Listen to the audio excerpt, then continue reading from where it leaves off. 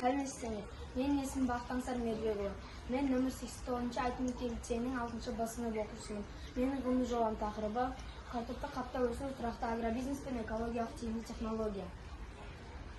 Қазіргі таңда ауыл шаруашылығында картопты қапта өсіру қиындап жатыр. Себебі жер эрозиясы, тағы да басқа проблемалар картопты қапта өсудің кері әсерін тигізуде. Сондықтан мен сіздерге картопты қапта өсіру деген шешімді ұсынамын. Бұл өте тиімді. Сіздер бұл арқылы суды да, топырақты да және тағы да басқаны да үнемдей аласыздар. Жобаның өзектілігі. Қазақстанда картоп өндірісі аграрлық сала болып табылады. Бірақ қазіргі таңда картоп өндірісі көптеген қиындықтарға ұшырауда. Оның басты қиындықтары су тапшылығы, жер эрозиясы, топырақтың құрғақшылығы болып табылады. Осындай проблемалардың болмау үшін біздер картопты қапта өсіру деген шешімді қабылдап отырмыз. Жаңалықтары. Қолданып отырған әдіс өте тиімді болып табылады. Және де көптеген проблемаларды шешуге мүмкіндіктер береді. Жүргізілген зерттеулердің көлемі мен дәрежесі. Көптеген қаптар мен материалдар зерттелді. Өнімділікті арттыру үшін тыңайтқыштар мен химиялық қоспалар таңдалып, оларды да зерттеп көрдік.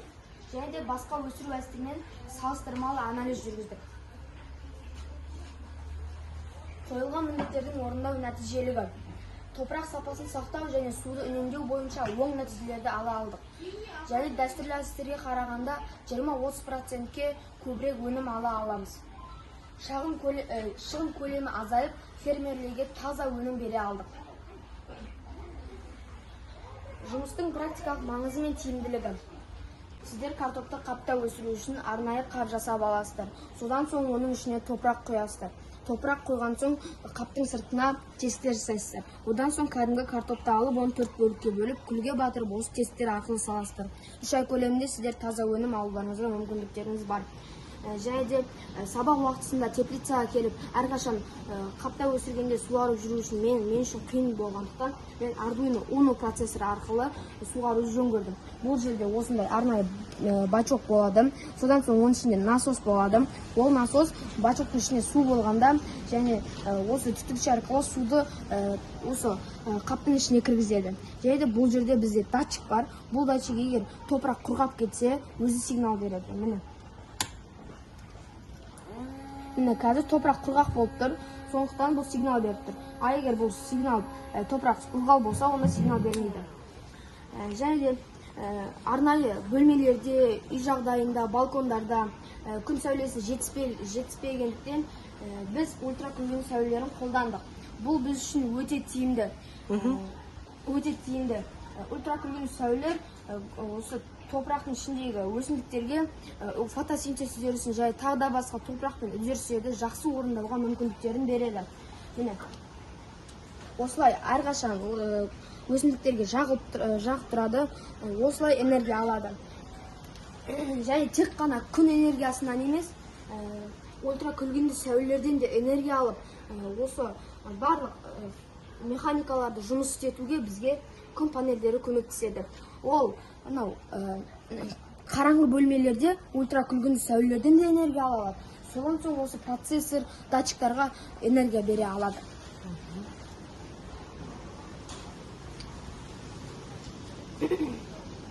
Зерттеу аймағы ретінде Қазақстанның әртүрлі климаттық жағдайлары жақсы жерлер таңдалды. Біз қапта өсіру әдісін зерттеп жатқан кезде дәстүрлі әдістермен де салыстырып көрдік.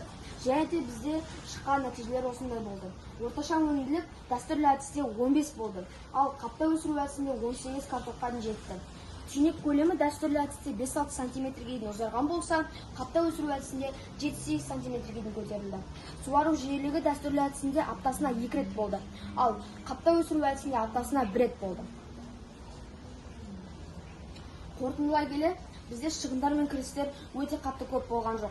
Біз қаптар мен материалдарға 30 000 теңге кетті, ал суару жүйесіне 15 000 теңге кетті.